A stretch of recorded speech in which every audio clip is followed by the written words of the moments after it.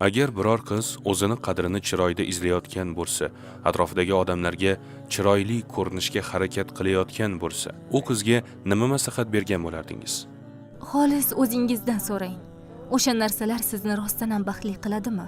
Yuzingizga bir narsalar surtib, soch turmaklab, har xil kiyim va taqinchoqlar taqib baxtli bo'laman deb o'ylasangiz, demak o'z baxtingizni o'sha begona odamlarda deb o'ylar ekansiz.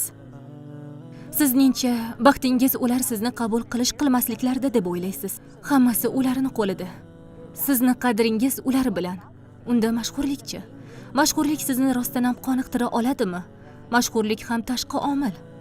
Chunki u boshqa odamlardan keladi. Boshqalar sizga sen zo'rsan demagunlaricha mashhur bo'la olmaysiz.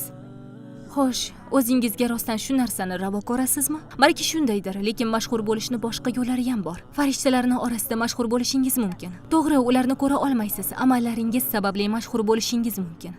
Qay darajada halol insonligingiz bilan ham mashhur bo'la olasiz.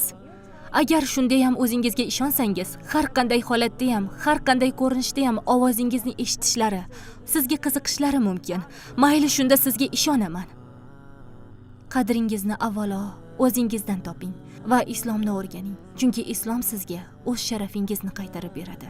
Islom sizga erkin ovozingizni qaytaradi, qadr-qimmatingizni qaytarib beradi. Qadringiz kiygan kiyimingizda va soch turmagingizda emasligini tushunasiz. Javoblarni o'z ichingizdan izlang va topmaguningizcha taslim bo'lmang.